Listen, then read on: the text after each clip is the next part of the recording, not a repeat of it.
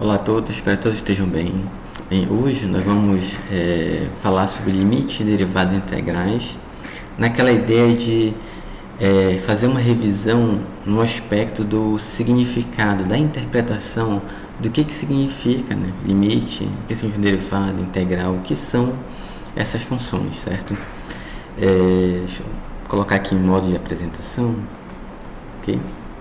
Então nós temos que sempre lembrar, né, que tanto limites, derivadas quanto integrais são, vou colocar assim, como ferramentas, certo?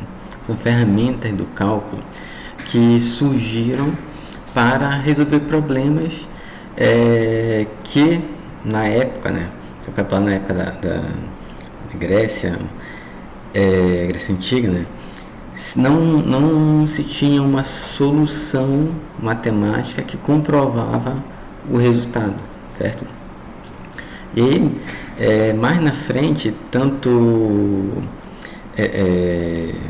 mais na frente, quando se começou a trabalhar com derivadas integrais, se começou a perceber que existia uma relação entre elas, até chegar nos teoremas fundamentais do cálculo, tá? Então lá em cálculo você deve lembrar o teorema fundamental, assim, derivada. O que é a derivada? A derivada é um limite que a gente calcula, basicamente é isso, certo? É um tipo específico de limite que tem algumas características, e aí nós a partir desse limite desenvolvemos algumas regras de derivação para facilitar a conta, para agilizar o processo de cálculo, né?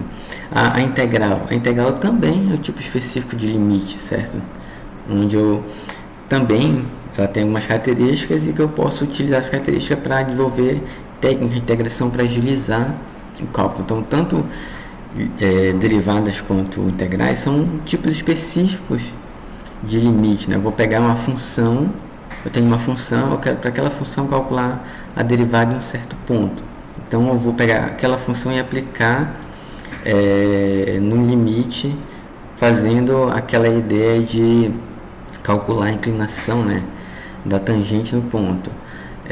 A integral, eu tenho uma função, eu quero calcular a área daquela função do ponto A até o ponto B. Então a ideia também eu vou aplicar num determinado limite, certo?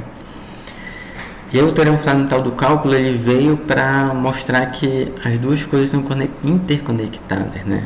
Então lá em derivadas nós estudamos também sobre a questão de primitivas, né? Então qual a função que quando derivada resulta no resultado nesse daqui. Então eu já conheço o resultado da derivada, eu quero saber qual função foi derivada para chegar naquele resultado. Essa é a nossa primitiva, né?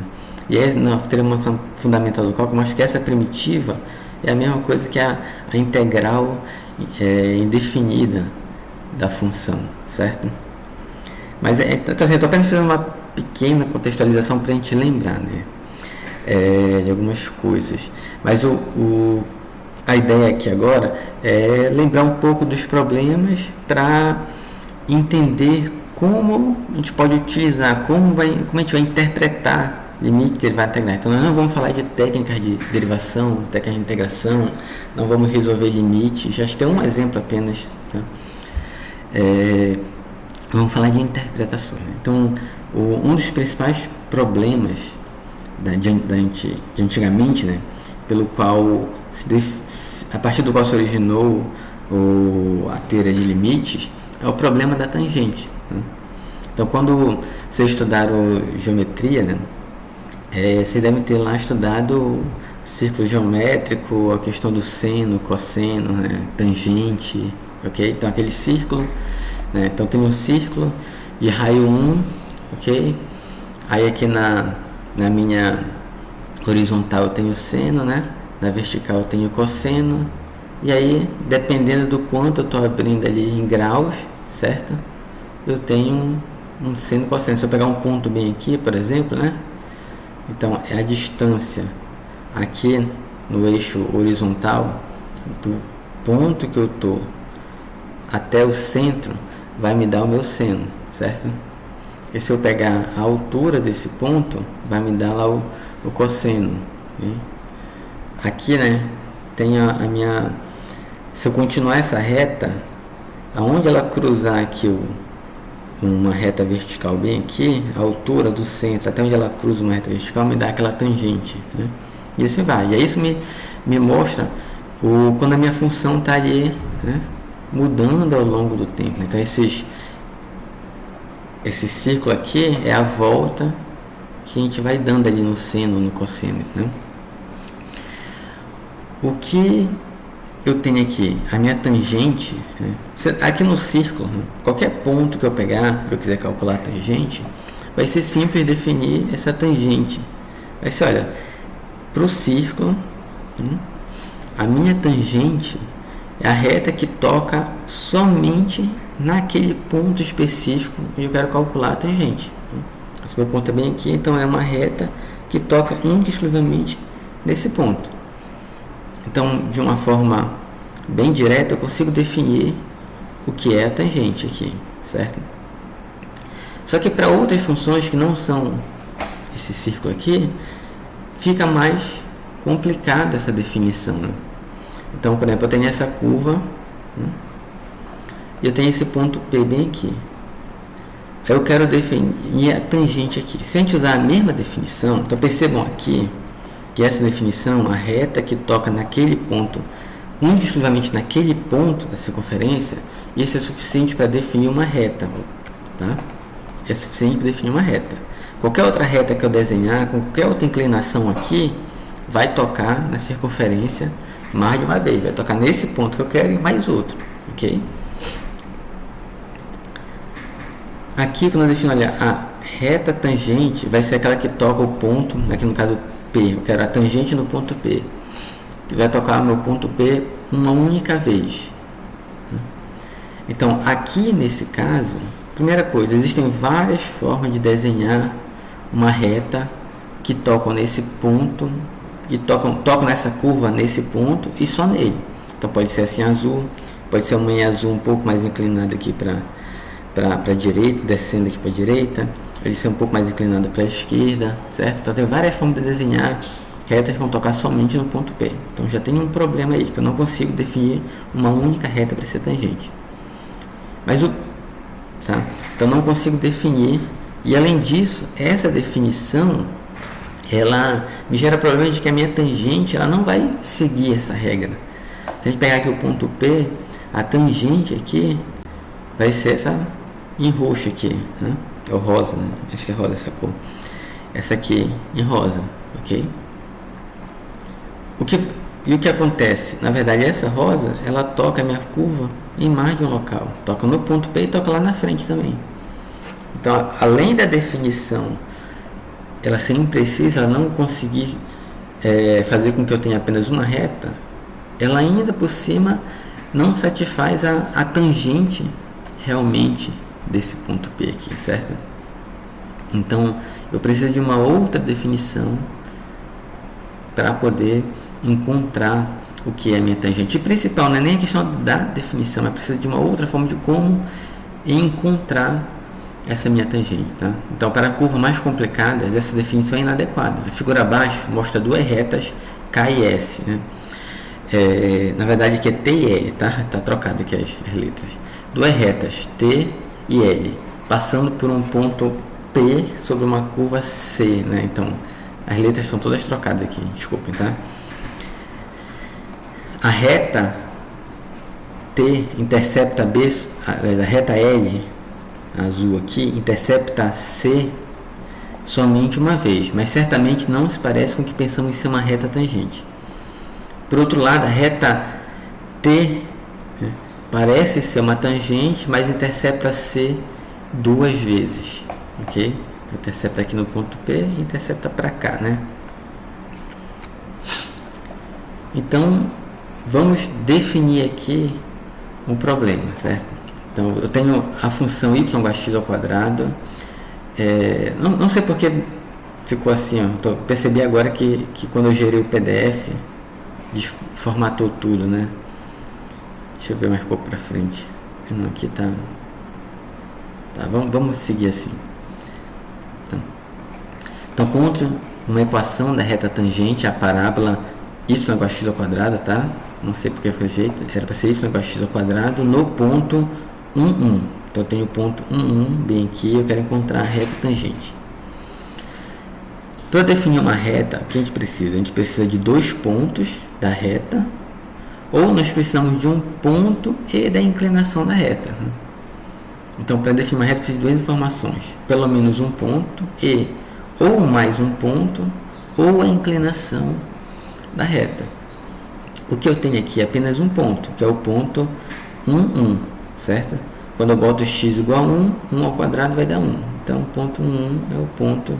é um ponto dessa minha curva aqui, que é a curva y igual a x quadrado. Eu preciso encontrar a tangente aqui. Então, para encontrar essa tangente, o que a gente vai fazer?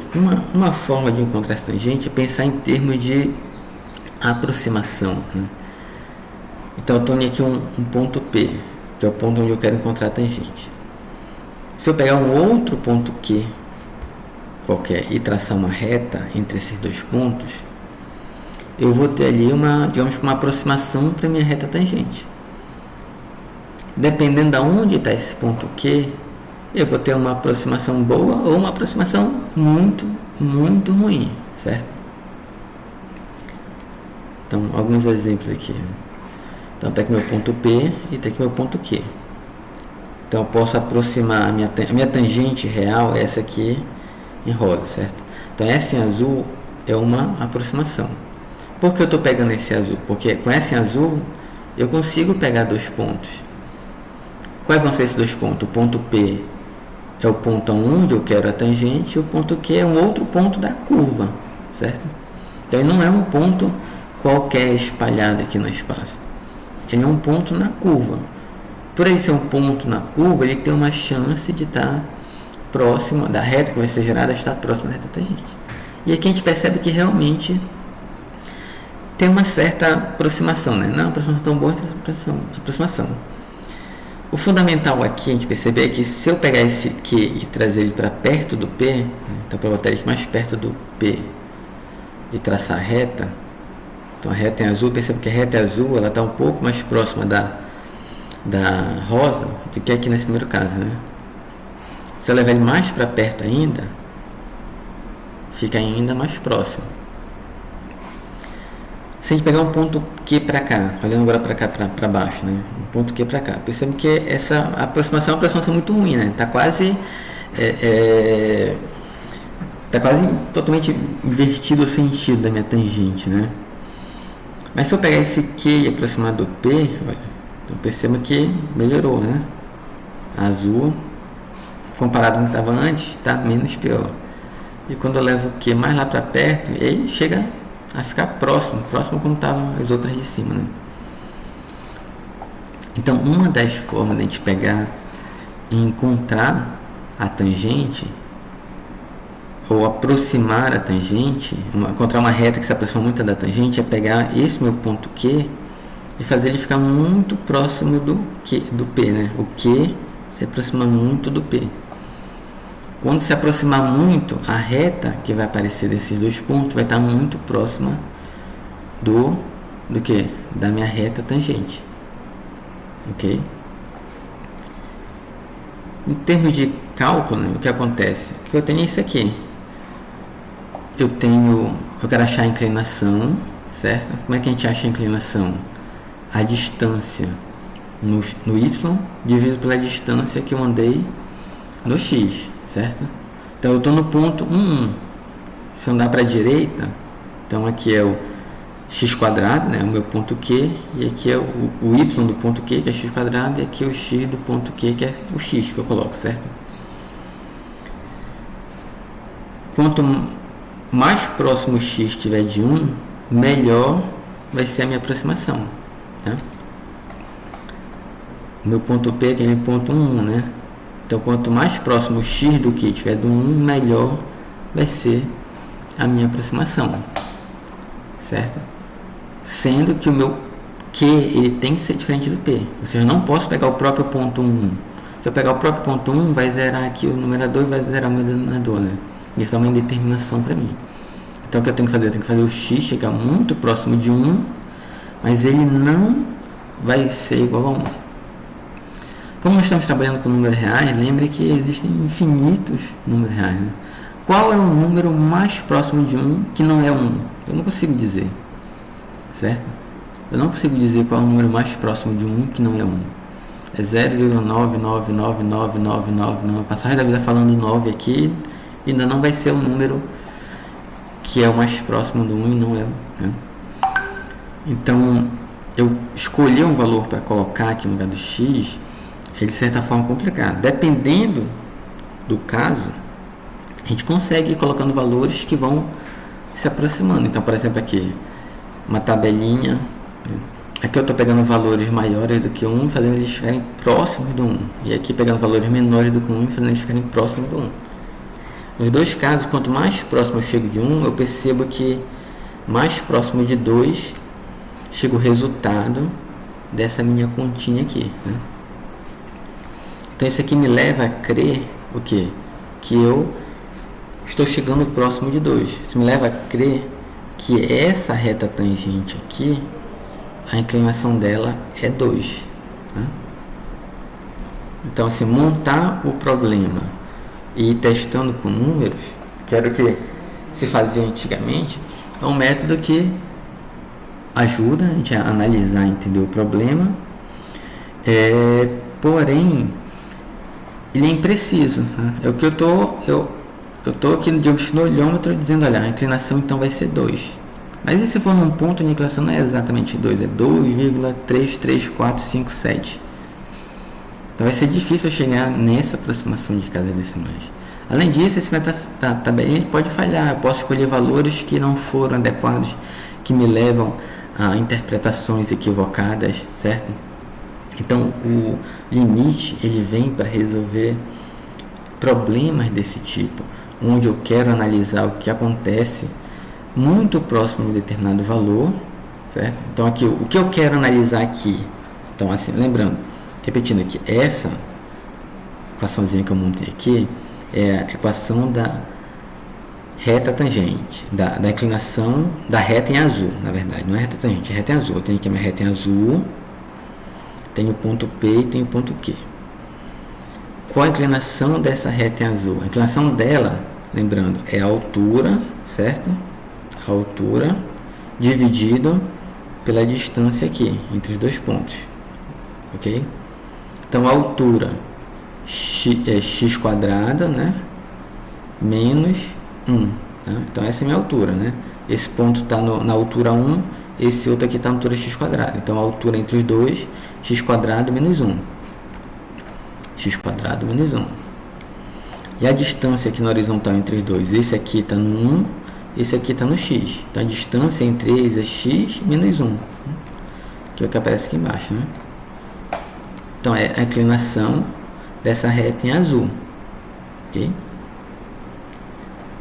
Agora eu vou pegar esse ponto e trazer ele muito para próximo do P. Ou seja, trazer ele muito próximo do P significa pegar o valor de x e fazer ele ficar muito próximo de 1. Tá, isso que está fazendo aqui nessa tabela. Então, eu peguei um Q que o x dele era 2. E a inclinação, então, da reta que passa no ponto, né? Então, a inclinação da reta que passa no ponto 1 e no 2, 4, a inclinação é 3. Agora eu vou trazer ele para cá para 1,5, né? Mais próximo. O que passa no 1,5, no 1 e no 1,5, vai dar a inclinação 2,5. O que passa no 1, inclinação 2,1. Então, estou pegando e levando para valores bem próximos. Estou pegando esse cara e dizendo ele bem próximo, certo? E eu estou vendo o que está acontecendo. Então, o limite, ele vem... Desculpa, pessoal. Ele vem para me ajudar a resolver esse problema de como encontrar o valor, tá? Sendo que eu não vou fazer, né, o Q ficar igual ao P. Então, eu quero saber o que acontece se o meu Q andasse até ficar em cima do P. Assim, não ele até ficar em cima do P, mas o que acontece se o meu Q aproximar o máximo possível do P. Perceba que esse é um problema que numericamente eu não tenho como resolver. Por que eu não tenho como resolver?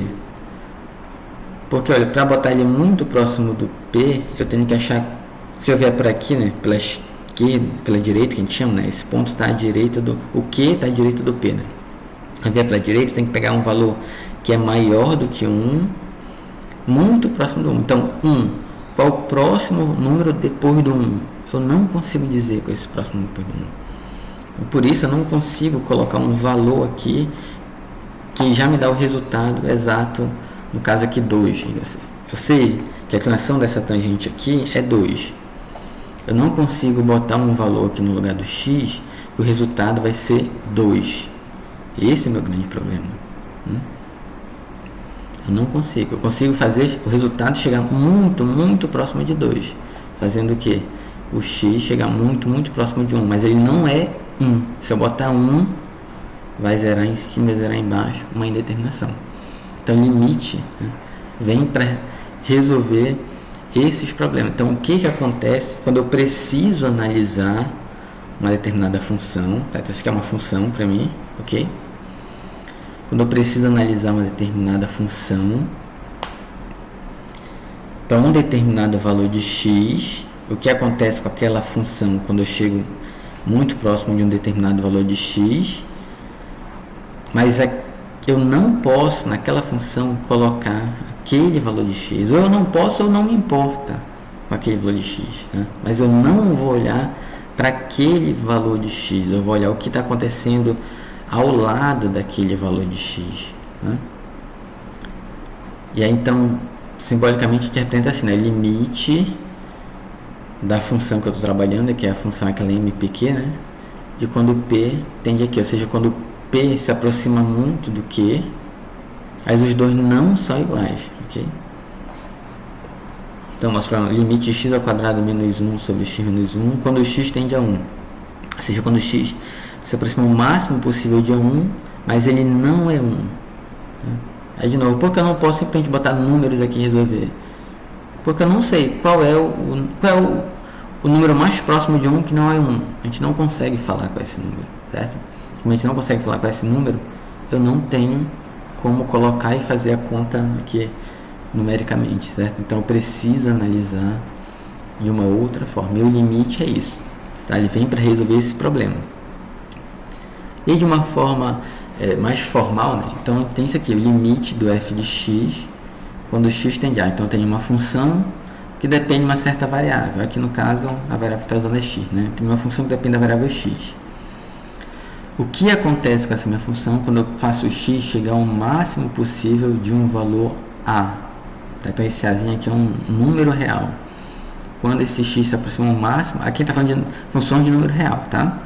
Podem ter funções de números complexos, funções de números inteiros, aqui está falando de funções de números reais. Então quando o x se aproxima ao máximo possível desse a, esse é um número real. Esse limite ele pode ou não existir. Quando ele existe, aparece aqui um outro número real. E aí, então, esse é o resultado. Às vezes, simplesmente não existe, né? E aí, quando ele não existe, o limite também nos ajuda a perceber isso. Olha, para aquele caso ali, eu não posso analisar, eu não consigo definir o que acontece com a função quando o x se aproxima muito de a. Outra forma de representar é que, quando tivesse notação também, fx setinha L. Então, o f de x tende a L quando o x tende a A. Então, o que significa isso? Significa que eu consigo fazer a função chegar muito próximo do valor L, fazendo o que? X chegar muito próximo de A. Então, aqui o nosso problema da inclinação, está dizendo, o limite dessa função aqui é igual a 2. O que significa? Significa que eu consigo fazer esse resultado todo chegar muito próximo de 2, eu não consigo, assim, para algumas funções eu vou conseguir, mas eu não tenho garantia que para todos eu consigo. Então, o limite existe, beleza, é 2. O que significa esse 2? Significa que para essa função aqui, eu consigo fazer o resultado chegar tão próximo de 2 quanto eu queira. Eu quero que ele chegue próximo de 2 com 100 casas decimais, com 1000 casas decimais, 1 milhão de casas decimais, 2,000, 1 milhão de 0 e depois 1. Né? Eu consigo, fazendo o quê? O x chegar muito próximo de 1. E aí o x também vai ter que chegar muito, muito próximo de 1. Né? Então é isso que o limite me mostra. eu consigo fazer a função assumir um determinado valor muito próximo, chegar muito próximo de um determinado valor, fazendo o meu x chegar muito próximo de um determinado valor específico, ok? Quando o limite não existir, aí significa que não adianta eu andar para próximo desse número, porque a minha função ela não vai convergir para um determinado valor. Aqui ele está convergindo para um determinado valor, certo?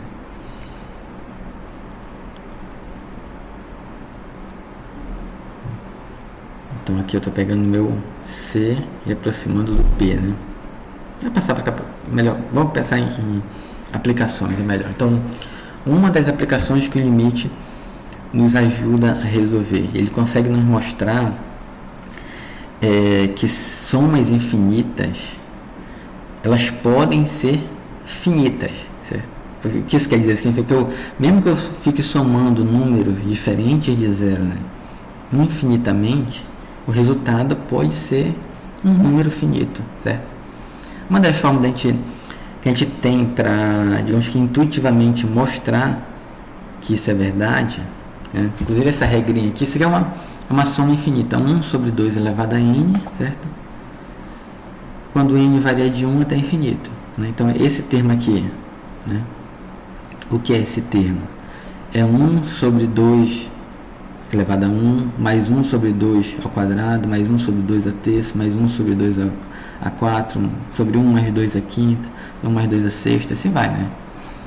Infinitamente. 1 sobre 2, meio. Depois, né? 0,25, depois 0,125. Então, eu estou somando números. Esses números aqui, eles sempre são positivos. Então, eles não vão ter... Eu sempre estou somando mais alguma coisa. Certo? Então, eu estou pegando um determinado valor que eu tenho e somando com mais alguma coisa que é positiva. Então, eu sempre estou aumentando. Só que eu estou somando isso aqui infinitamente. E o que eu tenho que o resultado disso é 1. Aí vem a questão, como é que esse resultado pode ser 1? Como é que eu posso fazer isso aqui, essa soma infinita, ser um número, número finito, se eu sempre estou somando mais alguma coisa? Então, intuitivamente, a gente pode pensar assim, eu tenho uma folha de papel de área 1, ok? Vou pegar essa folha de papel e vou dividir ao meio, certo? Então, aqui eu tenho metade da área e aqui eu tenho outra metade da área. Eu quebrei em duas partes, certo? Se eu somar as duas partes, a área vai ser 1. Agora eu vou pegar uma das partes e dividir ao meio novamente. O que eu tenho? Eu tenho meio mais 1/4 mais 1/4. Que dá 1 também, certo? Agora eu vou pegar um desses 1/4 aqui e dividir na metade de novo. Dá meio mais 1/4 mais 1/8 mais 1/8. A área 1. Se eu pegar esse 1/8 aqui e dividir de novo, né? Vai dar o quê? Vai dar 1/16, né? Se eu somar tudo, 1. Vou pegar um desses 1/16 e dividir pela metade de novo. Vai continuar dando 1. Então, eu sempre vou pegando uma das partes e dividindo pela metade. Perceba que eu posso fazer isso aqui infinitamente, certo? Eu posso fazer isso aqui infinitamente. Ok? E a área sempre vai ser 1. Então, ficar somando 1 sobre 2, mais 1 sobre 2 ao quadrado, mais 1 sobre 2 à terceira, mais 1 sobre 2 à quarta, e assim vai. É a mesma coisa de ficar pegando esse papel e dobrando aqui, né? E somando aqui, um pedacinho que está ali. E no final, a área sempre é 1. Então, intuitivamente, analisando o problema, a gente consegue chegar nessa conclusão, que essa continha aqui é igual a 1. Mas para provar matematicamente isso, só foi possível com a teoria dos limites. Então, usando a teoria de limite, foi possível provar que essa soma aqui é igual a meio sobre 1 menos meio. E aí isso aqui, inclusive, é aquela soma que aparece quando a gente trabalha em PG, por exemplo, e o esqueci agora a razão, né, que eu estou trabalhando é menor do que 1, né, está entre 0 e 1, certo? Então, essa assim, demonstrar matematicamente isso aqui foi possível com a teoria de limite.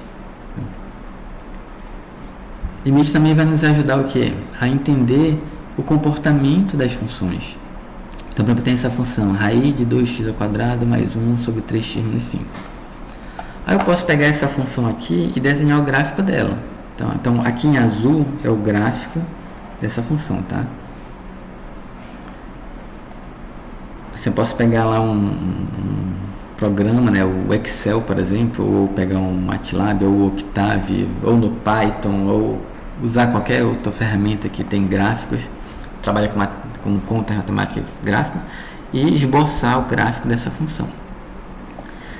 A questão aqui é o seguinte, eu sei que essa função, quando eu me aproximo de um determinado valor, que é 5/3, o x se aproxima de 5/3, se eu pegar valores maiores do que 5/3, me aproximar de 5/3, a minha função aqui ela vai crescendo, crescendo, e eu não sei aonde ela vai parar.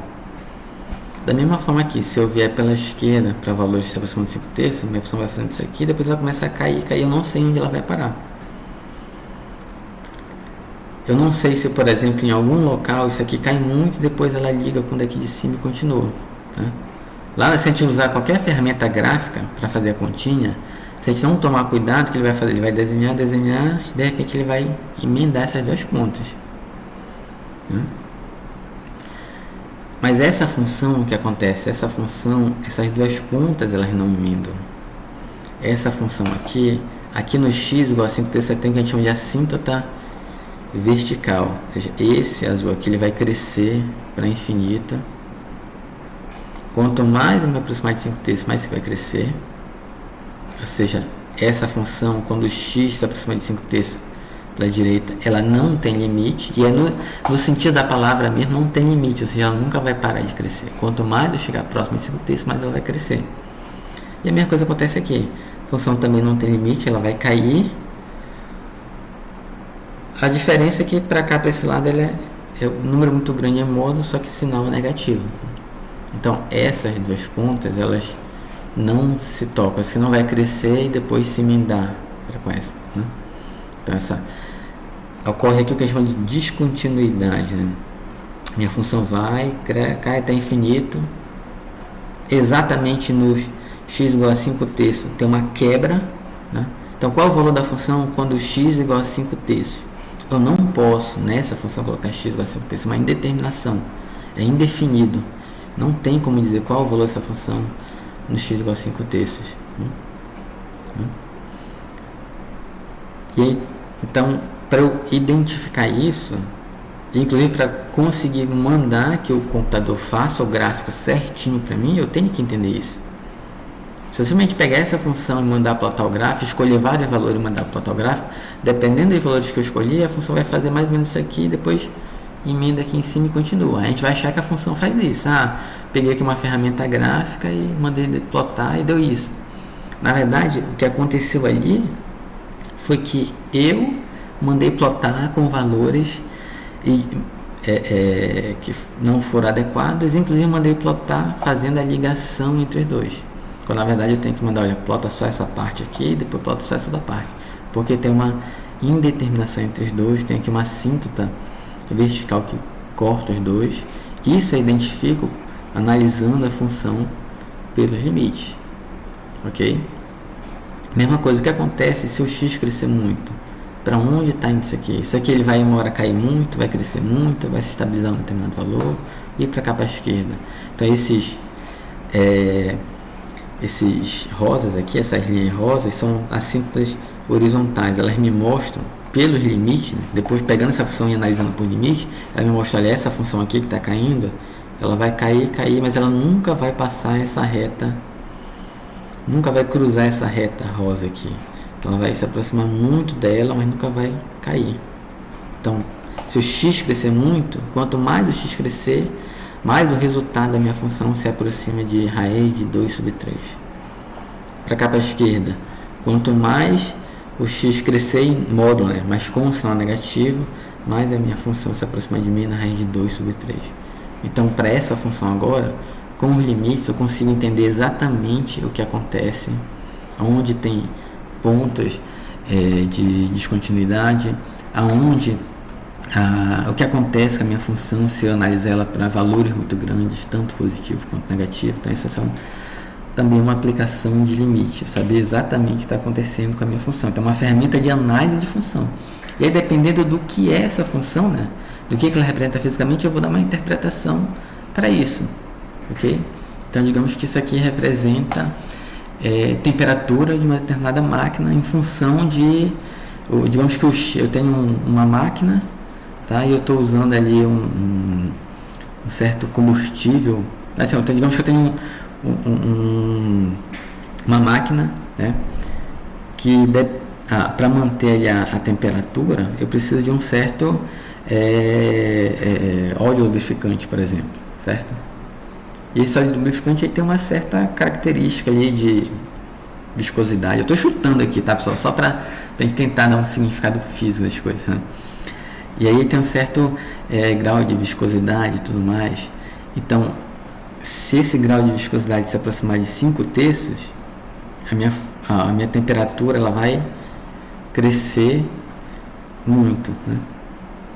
Fazendo com que, inclusive, a minha máquina ela pare de funcionar, porque cresceu a temperatura muito mais do que deveria. Então, eu posso analisar até onde a minha temperatura, até onde eu posso ter aquele grau de viscosidade para que eu não ultrapasse um nível de temperatura. Ou posso pegar essa minha função aqui, que representa a temperatura pelo grau de viscosidade. Que valores eu tenho que evitar para que eu não ultrapasse um certo limite de temperatura, ok? Outro problema problema da velocidade. Então, quando a gente está no carro analisando dirigindo, né, ou quem está de passageiro, se a gente observar o velocímetro, a gente vê ali que ele fica variando, né? Assim, ele até pode ficar estável um certo tempo enquanto o motorista está ali mantendo uma velocidade estável, mas a cada instante de tempo, assim, ele está marcando um determinado valor. Ou seja, ele marca ali uma velocidade instantânea. Quando o objeto está em movimento, cada instante de tempo ele tem uma determinada velocidade, certo? Nossa velocidade instantânea. Só que nós temos um problema que é o seguinte: como medir velocidade instantânea se a gente aprendeu a medir velocidade de uma outra forma, né? Assim, aqui também está tudo, né, quando eu gerei o PDF também a gente formatou tudo, né? Então desconsidere essas coisas aqui. Depois no Cigar eu carrego o slide correto, certo? Também assim, aqui eu tenho a minha distância, certo? Ao longo do tempo. Tenho a minha distância ao longo do tempo. No certo instante de tempo A eu estava numa posição, e no outro instante de tempo A mais H eu estava em outra posição. Então o tempo daqui para cá foi H. E a minha posição era FA aqui, e eu andei até o FA mais H, certo? Então a minha distância era FA, e eu andei até o FA mais H. Deixa eu botar de uma outra forma para ficar mais claro. Então assim, vamos pensar aqui em distância, né? Assim, velocidade. Então tem ali uma rua, né? Opa.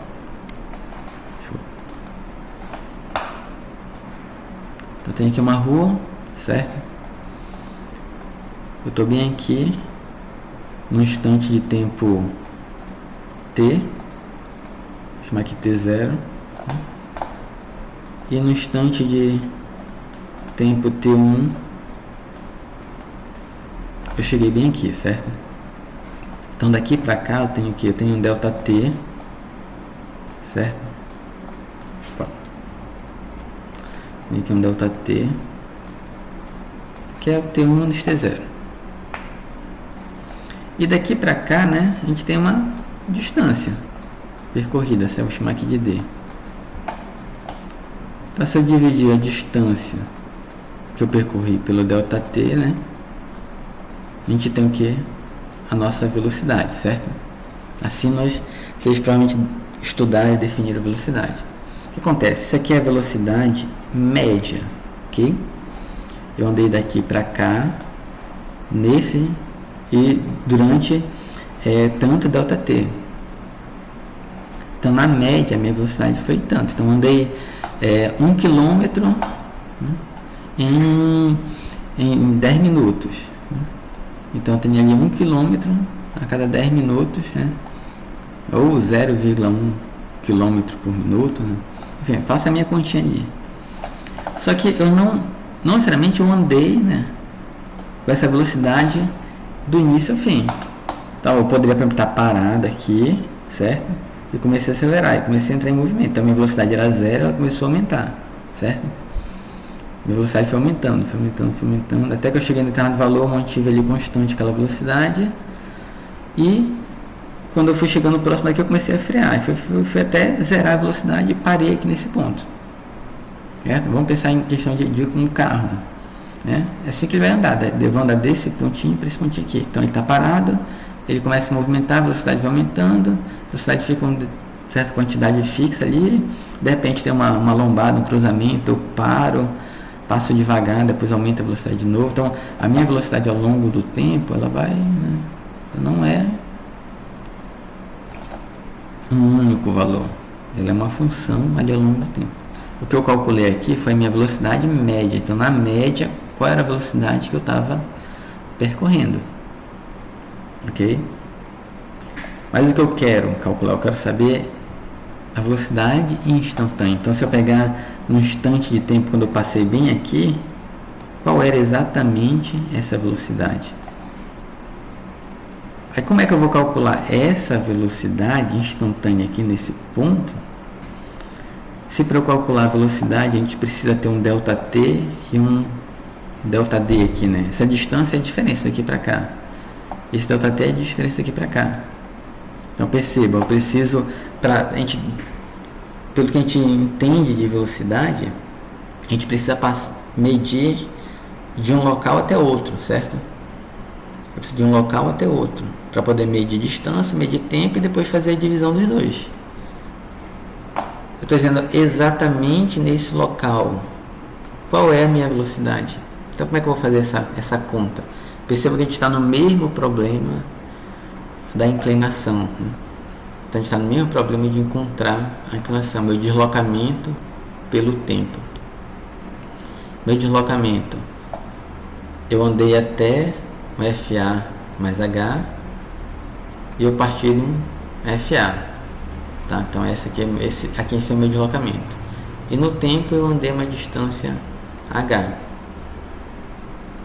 Esse F é a minha função de deslocamento. Essa é a minha velocidade média.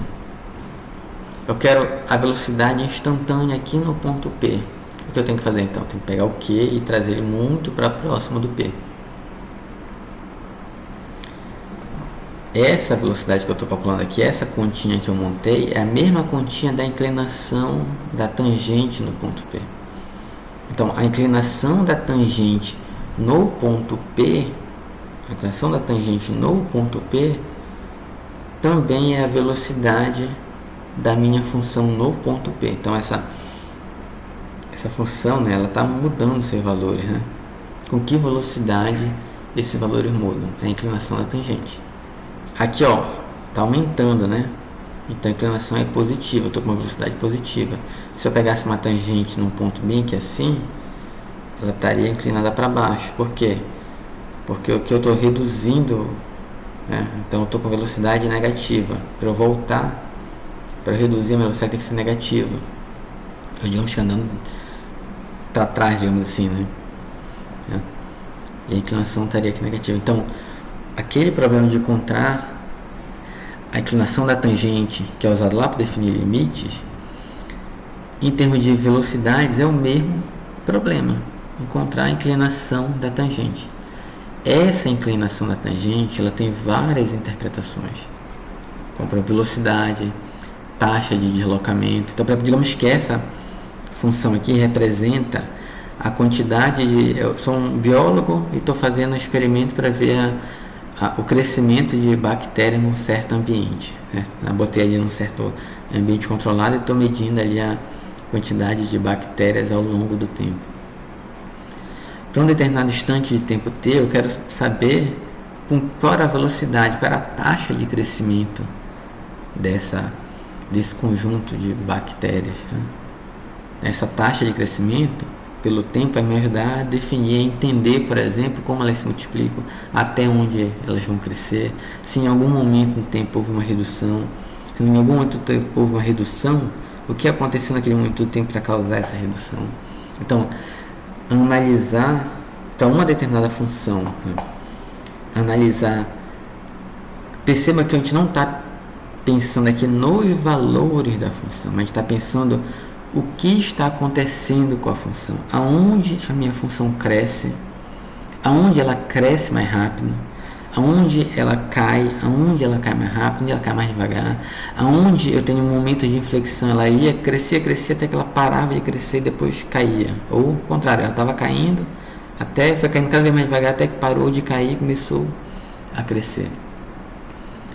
Então, essas informações que são importantes para a gente, são informações que essa continha aqui pode nos dar, certo? Essa continha no limite, certo? Essa continha aqui no limite. Então, eu vou fazer um ponto Q se aproximar do P para encontrar a tangente, a inclinação da tangente nesse ponto P. Então, é essa conta no limite do H tender a zero. Então, no limite do H tendendo a zero, eu tenho a minha velocidade instantânea ou minha velocidade de um modo geral. Isso aqui, vou pular esse exemplo aqui, tá, pessoal? Depois vocês dão uma lida nele.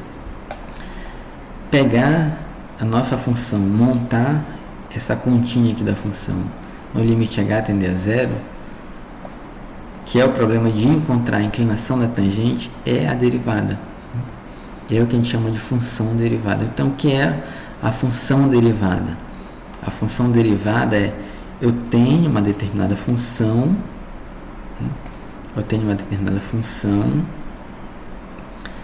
nessa função, eu quero para algum ponto específico encontrar a inclinação da tangente naquele ponto. Por que a inclinação dessa tangente é importante? Porque ela tem várias interpretações. Então, por exemplo, quando a inclinação é zero, significa que a minha tangente está horizontal. Então, onde ela é zero, significa que eu tenho essas inflexões aqui, ó. Então, por exemplo, essa função foi caindo, chegou bem aqui, ela parou de cair e começou a crescer. Então, bem aqui, nesse local, tem uma inclinação, uma tangente de inclinação zero. Aqui também uma tangente de inclinação zero. Aqui também uma tangente de inclinação zero. Nesses locais nós temos, por exemplo, uma aplicação derivada que a gente chama de valores máximos e mínimos, que podem ser máximos e mínimos locais, globais ou absolutos ou locais.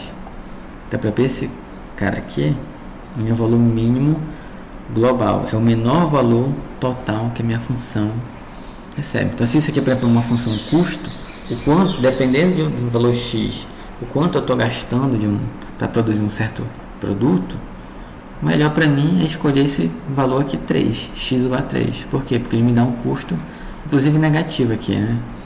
É nessa função, né? Essa função aqui não é um bom exemplo para isso. Essa outra aqui, em azul. Uma função que mostra o custo de produção em função do x. O x é o quanto de material que eu estou comprando. Então, tem locais onde eu tenho custos reduzidos e tem locais onde eu tenho custo maior. Eu posso escolher entre esses pontos. Esses pontos são locais onde a minha inclinação da tangente é zero. Então, o que eu preciso? Eu preciso encontrar onde a minha derivada é igual a zero, certo? Aplicação, por exemplo, tem um chamado método de busca de Newton. Imagina, eu tenho uma função assim, quando a gente tem funções funções quadráticas, a gente tem lá a gente consegue achar as raízes da função, né? Aplicando métodos bem conhecidos, certo? Até de terceiro, quarto grau, a gente consegue achar as raízes da nossa função. Mas funções de grau muito alto, é difícil achar a raiz da função. Nós não temos um método como, por exemplo, de Bhaskara, né? Bhaskara lá para equação quadrática, a gente resolve ali rapidamente vê se a função tem raízes, se ela possui raízes reais, quantas raízes reais ela tem, aquelas coisas todas, né? Também existem métodos para funções de terceiro e quarto grau. Mas imagina que eu tenho uma função de grau 30, né? Então x elevado a 30 menos não sei o que, assim vai. Achar a raiz dessa função não é simples. Então existem métodos de busca para fazer isso. Um método de busca muito utilizado é o método de busca de Newton. É o método de busca de Newton que ele faz. A gente escolhe um determinado valor de x, joga na função, encontra o valor. E qual é a ideia? A ideia é esse valor que não é zero. Eu quero achar o zero, certo? Qual é o valor de x que me leva para zero? Ok? É uma raiz aqui. Eu estou aqui nesse ponto. Aqui nesse ponto, eu já vi que não é a minha raiz. Para onde eu vou buscar agora? E o quanto eu vou andar? Então, primeira coisa, se eu estou procurando a raiz, o ideal é andar para onde minha função está diminuindo o valor, certo? Então, eu tenho que andar aqui para a esquerda e não para a direita.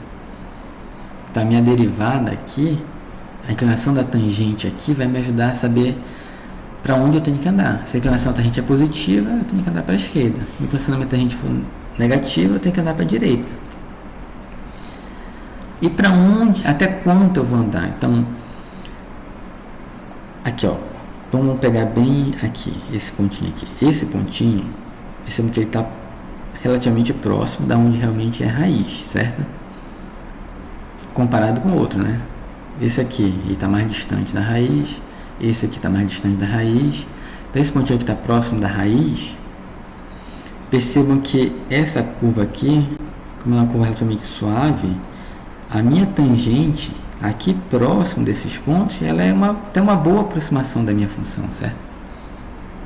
Então, se eu usar a minha tangente para procurar, para olhar onde a tangente assume valor zero, eu estou relativamente próximo da minha raiz, certo? Então, usar a própria tangente para tentar encontrar aonde está a minha raiz me dá uma boa aproximação. Me faz andar, a ideia é que isso me faz andar para próximo da raiz real, né? Então tá aqui nesse ponto, tá? Opa. Aqui no x1, fx1. E pela inclinação da tangente eu sei que eu tenho que andar para a esquerda. Mas qual é o próximo ponto que eu vou testar? Então eu pego a minha tangente, que eu já tenho agora, porque eu já tenho a inclinação dela, já tenho esse ponto, consigo calcular, eu vejo aonde ela dá valor zero. Ela dá valor zero no x igual a 2. Então agora eu testo x igual a 2. Já é a raiz? Não, não é a raiz. O fx2 é diferente de zero. Então pega qual a inclinação da tangente aqui agora para o x2 e acha essa tangente, aonde essa tangente toca o eixo x, no valor x3.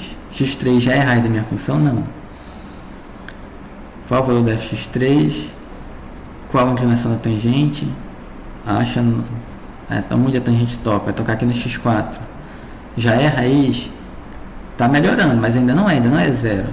Então acha o ponto, acha a inclinação da tangente, traça de novo. E assim vai até a gente se aproximar o máximo que a gente queira. Então faz esse processo até eu chegar num erro de 10 a menos 12, por exemplo. Então eu não consegui achar o zero, mas eu consegui achar o valor, o x que me leva para um f igual a 0,0001.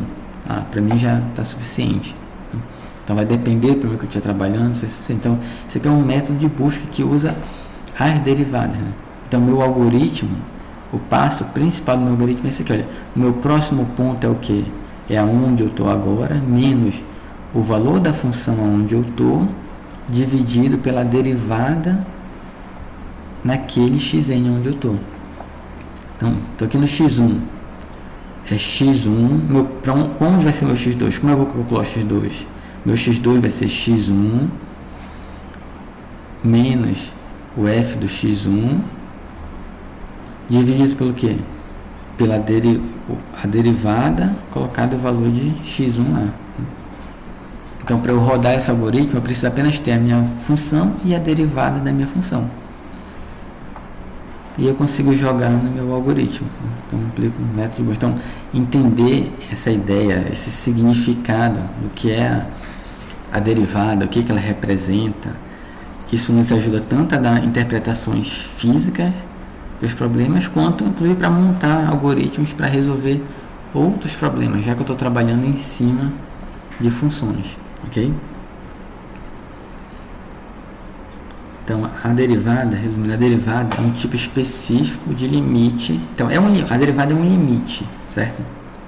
Só que não é o limite da função. Na verdade, eu vou pegar a função e vou fazer isso aqui. F de A mais H menos F de A dividido por H. É o limite quando H tende a zero. Essa continha aqui, para uma função qualquer, né, vai me dar a inclinação da tangente para um determinado ponto que eu definir. Ou eu posso, inclusive, trabalhar com uma forma sem dizer qual é o ponto. Calcular pensando na função de um modo geral. Então, lá em física, né, vocês estudaram, olha, a minha função posição ao longo do tempo de um objeto caindo, né, a partir do repouso é 4,9t ao quadrado. Essa é a função posição. E a função velocidade vai ser o quê? Vai ser aquele 9,8 vezes t, certo? Então, essas duas formulazinhas, a função posição e a função velocidade de um objeto que é lançado de cima de uma torre em repouso, que cai de acordo com a gravidade, né? Sem considerar influência do vento, atrito com ar, nada disso, tem essas funções aqui, 4,9t ao quadrado e 9,8t. Então, se eu pegar, na verdade, esse 4,9t ao quadrado e derivar, eu vou chegar em 9,8t. Né? Era para estar bem aqui, mas está desconfigurado. Vou chegar em 9,8t. Exatamente por quê? Porque a minha função posição, se eu derivar, eu vou estar achando a inclinação para cada instante de tempo. Essa inclinação a cada instante de tempo é a velocidade, né, da minha função, que é o que na física ali é o que a gente realmente chama de velocidade. Então, a derivada da função posição me dá a velocidade com que aquele objeto está se movendo. E a 9,8 é exatamente lá a minha força da gravidade, né? Vai ser a minha aceleração na vertical, não é isso? Então, usando derivadas, a gente mostra que, inclusive, que o Galileu lá calculou de forma empírica. Então, o Galileu não tinha ainda as ferramentas de cálculo. Então, ele fez vários testes e chegou nessas equações. Anos depois, Newton foi lá e... acho que não mais Newton, né? Mas acho que Lembist, não lembro mais qual foi o matemático, desculpa, acho que mostrou que pelas derivadas que as continhas faziam sentido, né? Que em termos de cálculo tudo está batendo, né? Então, a derivada é um tipo específico de limite, onde esse tipo específico de limite me dá a inclinação da tangente da minha função, e essa interpretação da inclinação da tangente vai depender do problema que a gente está trabalhando. Se a minha função posição, aquela inclinação é a velocidade. Se aquela função já é a velocidade, a inclinação vai ser a aceleração. Se aquela função representa, por exemplo, a quantidade de bactérias num certo recipiente ali, aquela inclinação me dá a taxa com que aquelas bactérias estão crescendo, certo? Se aquela função representa o custo operacional de um certo produto, a inclinação da tangente vai mostrar o custo marginal. Então, naquele ponto ali de X, qual é o custo que eu estou tendo de forma marginal com aquele valor, aquele ponto ali. Né? Então, tem várias interpretações, né?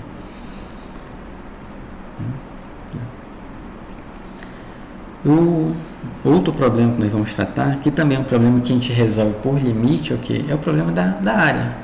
Então, eu tenho uma determinada curva, eu quero encontrar a área entre o meu eixo X e essa curva, de um x igual a A até um x igual a B. O que ocorre? Ocorre que essa figura aqui ela é uma figura geométrica bonitinha para a gente achar fácil essa área. O que a gente pode fazer então? Aproximar. Agora pegar essa função e aproximar. Se eu aproximar isso aqui para um retângulo, calcular essa área do retângulo, vai ser fácil calcular essa área do retângulo, certo? Essa altura vezes essa base. Assim, só de olhar a gente percebe que a área que vai aparecer é maior do que a área real. Mas é uma aproximação que pelo menos me dá uma noção para onde essa área está indo. Ou eu sei que essa área não vai ser maior do que a área do retângulo toda aqui. Se eu dividir em retângulos menores, eu tenho aproximações melhores, certo?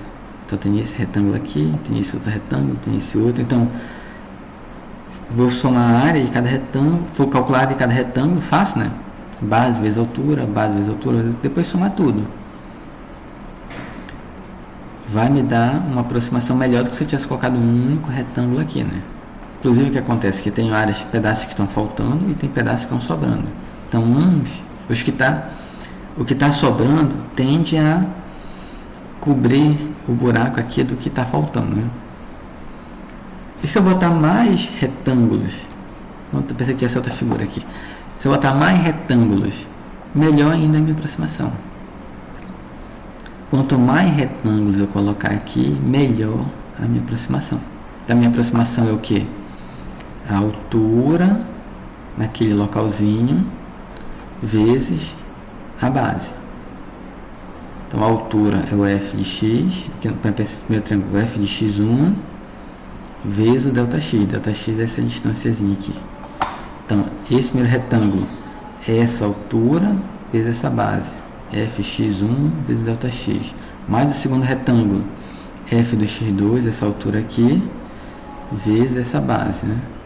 Mais o f do x3, essa altura, vezes essa base, e assim vai.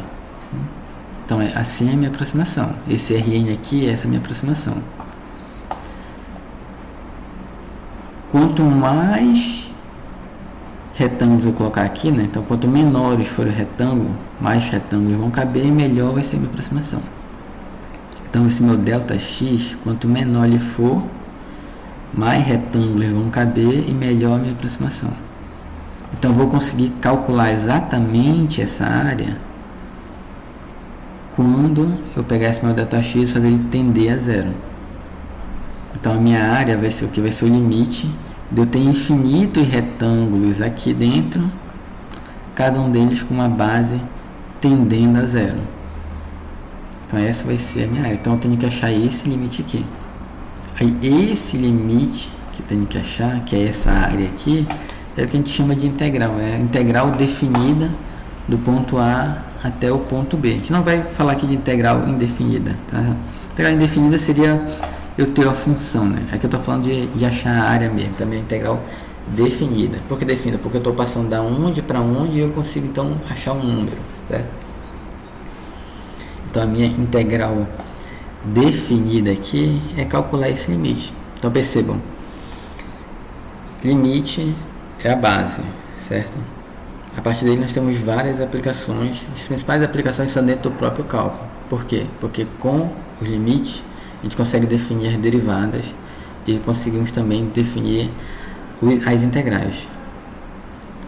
A partir de dois problemas básicos, né? O problema da relação da tangente ou da velocidade, para nos ajudar a definir a derivada. Então, o problema de encontrar a inclinação da tangente da função em um determinado ponto. Nos define a derivada. O problema de encontrar a área de uma função entre dois pontos. Nos define a integral. Ambos os casos são limites que eu vou resolver.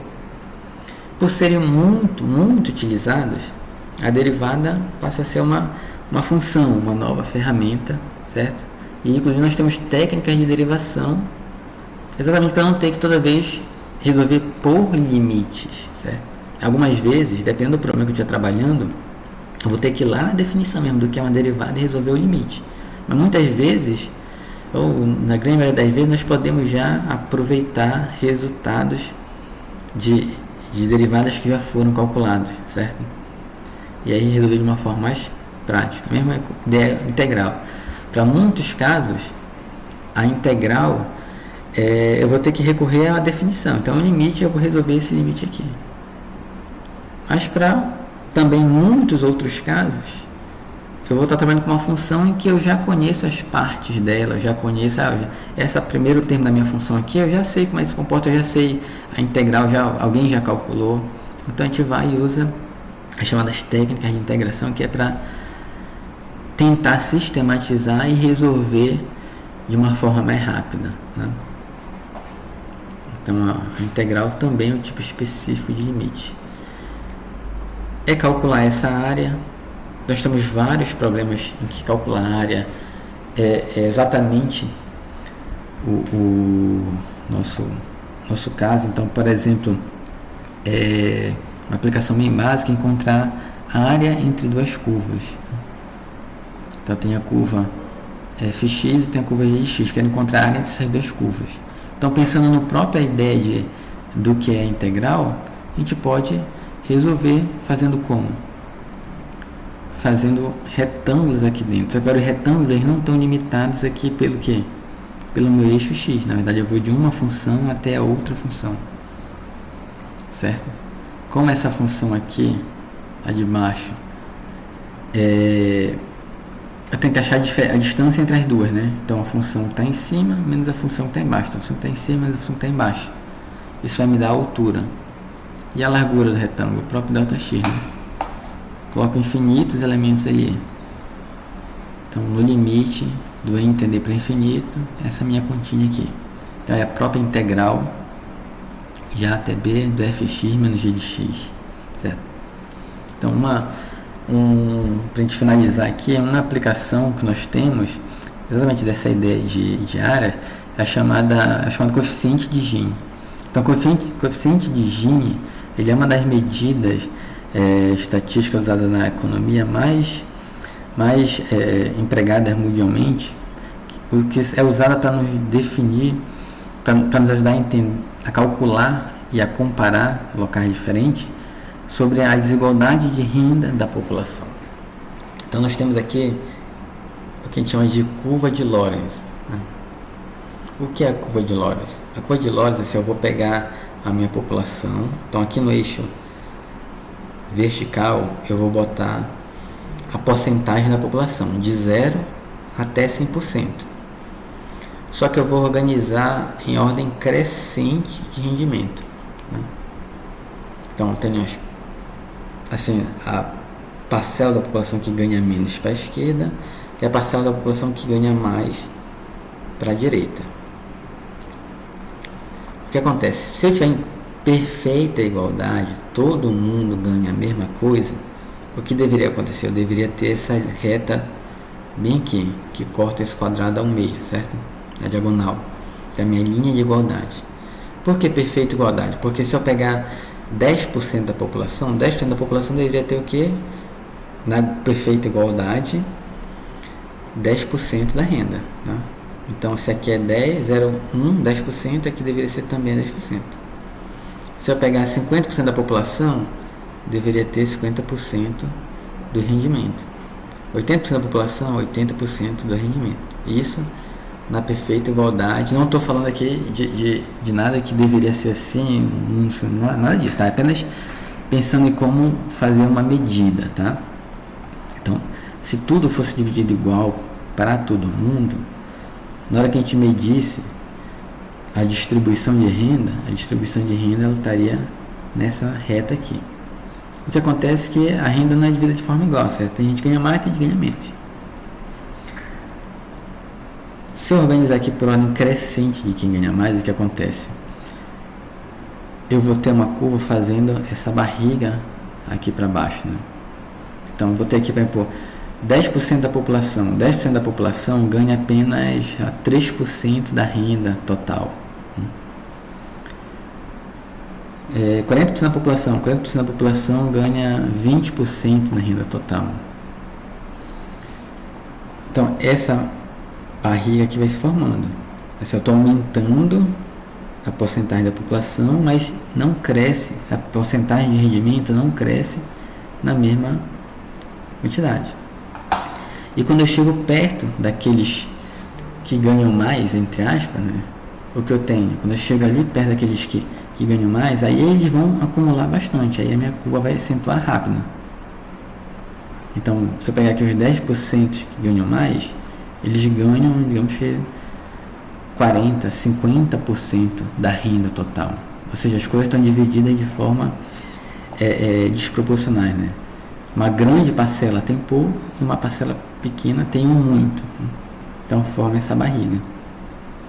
O Gini é o que? É medir essa área aqui em azul. Qual é a distância? Então, qual é a área entre essa curva de Lorenz e essa reta da igualdade? Quanto maior for essa área, mais desigual é as coisas. Né? Quanto menor for essa área, mais próximo da perfeita igualdade a gente vai ter. Então esse é o coeficiente de Gini. E aí na hora de calcular o coeficiente de Gini, basicamente então pegar medir a população realmente. Então isso é feito a partir do censo, a partir das estimativas da PNAD, aquelas pesquisas que o IBGE faz, né, de censo e PNAD, elas são usadas exatamente para medir isso, olha, com a população e o quanto ela está ganhando. E aí monta essa curva, calcula essa área pode ser calculada pela integral, a gente aplica uma técnica de integração numérica, calcula essa área, isso me diz o coeficiente de Gini daquela população. E, inclusive posso fazer para municípios, posso fazer isso para estados, para países. Então, mundialmente se compara a desigualdade dos países pelo Gini. Essa aqui é uma aplicação da internet. A gente pode entender como aplicação da integral no sentido de que eu preciso calcular essa área aqui, certo? Na verdade, é uma aplicação do problema de encontrar a área.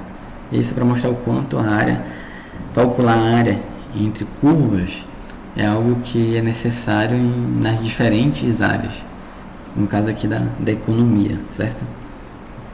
Então, essa é a nossa aula de revisão sobre limite, derivadas integrais, o que significa, para que serve, tentar ter ideia de algumas aplicações. Nós vamos ter nossa primeira tarefa, que vai ser em cima exatamente do que nós estudamos hoje. Eu vou colocar no SIGA e na nossa aula eu vou colocar no SIGA, e dúvidas sobre a tarefa vocês podem estar me passando e-mail, ou a gente pode estar combinando de tirar as dúvidas num horário específico, ok? Então estudem, dúvidas me avisem. Vou colocar o material, os slides corrigidos, tá? Sem esses problemas de formatação que apareceram aqui, né? Como por exemplo esse caso. Tudo aqui é baseado naquele livro de cálculo que eu recomendei para vocês, tá? As próprias figuras eu peguei lá do livro, tá? Essas definições aqui eu peguei lá do livro, o livro do James Stewart de cálculo volume 1. Ok, pessoal? Até mais então, bom estudo.